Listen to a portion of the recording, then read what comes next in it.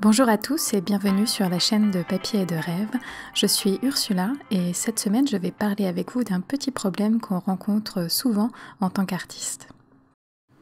Alors il y a des jours où j'ai envie de peindre, mais je ne sais pas quoi peindre et je ne trouve pas l'inspiration. Alors pour remédier à ça, j'ai quelques petites astuces pour quand même peindre et sans me prendre la tête.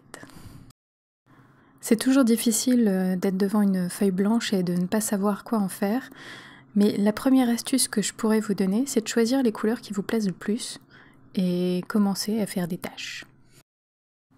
J'essaye de ne penser strictement à rien quand je fais ça. J'applique mes couleurs exactement comme ça vient, sans réfléchir. Et j'essaye justement de prendre que quelques couleurs, donc ici j'en ai pris que 2, pour éviter que ce soit trop surchargé et qu'on ne puisse plus rien comprendre à la fin, mais juste donc 2 ou 3 couleurs, et voilà. Et une fois cette première couche totalement sèche, j'essaye de repérer des choses dans les taches de couleur. Donc, ici, je vois des fleurs, mais c'était assez compliqué à trouver parce que cette première couche était un peu trop lisse. Et donc une fois que je repère mes fleurs, ça me permet de travailler la technique de peinture en négatif. C'est toujours ça de prix. Quand on ne sait pas quoi peindre, autant travailler sur nos techniques. Et en fait, quand on a un blanc comme ça dans notre créativité, il y a plusieurs points sur lesquels on peut travailler. Donc on peut travailler sur la technique, ici avec la peinture en négatif, sur les mélanges de couleurs aussi. Et ici j'ai utilisé un mélange très intéressant, je trouve. C'est du magenta, donc qui est un pigment de quinacridone rose, et le phthalo turquoise de Daniel Smith. Et quand ils se mélangent ensemble, ça fait des très beaux bleus, violets, vraiment très très intéressants. Et un autre point qu'on peut travailler dans ces moments-là, c'est aussi la composition. Pour cette image, je n'ai pas fait beaucoup d'efforts sur la composition. Et d'ailleurs, ça se voit, elle est un petit peu trop régulière et on manque de points focus principal. Et on peut aussi travailler sur ses coups de pinceau, la façon dont tient son pinceau, dont on l'utilise, et essayer de nouvelles manières de le tenir et de peindre. Alors l'aquarelle que je suis en train de peindre ne sera certainement pas un chef-d'œuvre, mais ça n'est pas grave. C'est toujours bien de peindre, de prendre un peu d'expérience, et puis de se vider la tête aussi grâce à la peinture. Et ça n'est même pas du gâchis de papier et de couleurs, parce que ce papier, je vais sûrement le retourner, faire autre chose encore derrière, peut-être un exercice, peut-être une vraie aquarelle que j'aimerais encadrer plus tard, on verra, je ne sais pas. Mais l'important est que j'ai peint, j'ai testé des choses et je me suis fait plaisir, voilà. Alors on pourrait aussi se poser la question, pourquoi peindre quand on ne sait pas quoi peindre? Mais pour moi, des fois, j'ai vraiment envie d'avoir un pinceau dans la main, et des fois, l'idée n'est pas là. Et pour remédier à ça, eh ben, je peins n'importe quoi, et puis au final, ça donne quelque chose. Donc cette image m'a permis de travailler de la technique, mais aussi quelques éléments de peinture et de construction que je ne maîtrise pas forcément. Comme par exemple donner du volume à des pétales, à des fleurs, faire sentir un cœur recouvert légèrement par les pétales, un cœur de fleurs. Et ça m'a permis, cet exercice-là m'a permis de travailler ce genre de choses que peut-être je n'aurais pas osé faire sur une aquarelle plus sérieuse, on va dire.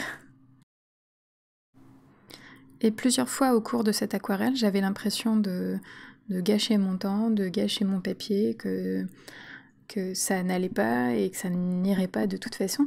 Mais il faut essayer de ne pas voir les choses de cette façon-là, mais d'être plus positive, et c'est ce qu'il faut que je fasse aussi de temps en temps.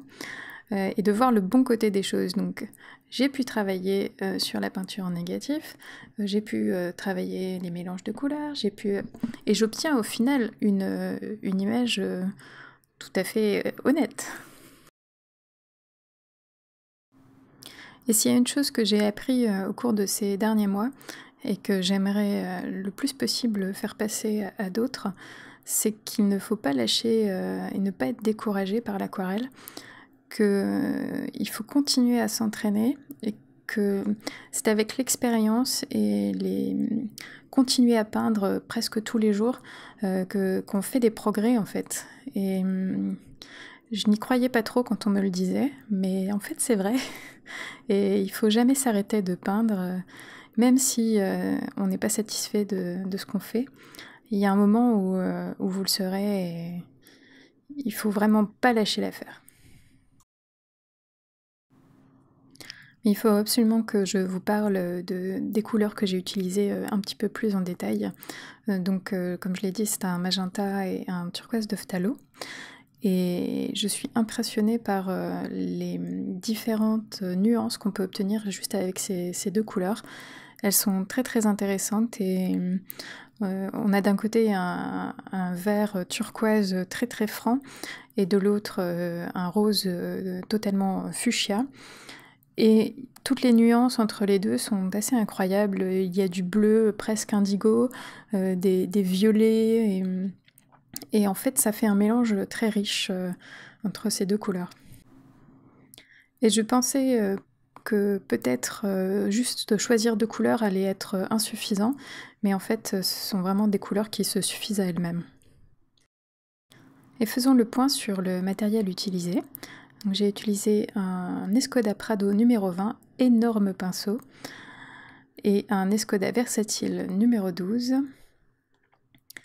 et un Black Velvet Stripper, donc une pointe dague. Et les couleurs sont le turquoise de phthalo et le magenta de Schmincke. Et mon papier est du papier Arches grain torchon en 300 grammes, qui est un excellent papier, donc c'est peut-être un peu dommage de faire un exercice tel que celui-ci sur un aussi bon papier, mais non, ça n'est pas du gâchis, parce que de toute façon il y a une deuxième face si jamais c'est vraiment raté, mais j'ai aussi appris des choses et mon image est totalement regardable à la fin. Et je termine cette image avec mon petit pinceau en forme de dague qui est absolument incontrôlable et c'est pour ça qu'il faut que je fasse quelques exercices encore avec lui. Et donc c'était la peinture parfaite pour m'entraîner avec ce pinceau. Et donc pour conclure, je dirais n'hésitez pas à peindre même si vous avez peur de cette fameuse page blanche. C'est toujours un exercice de prix et toujours beaucoup de plaisir à la fin. Cette vidéo est à présent terminée. Merci de l'avoir regardée jusqu'au bout. N'hésitez pas à laisser vos commentaires et abonnez-vous. Et puis à bientôt!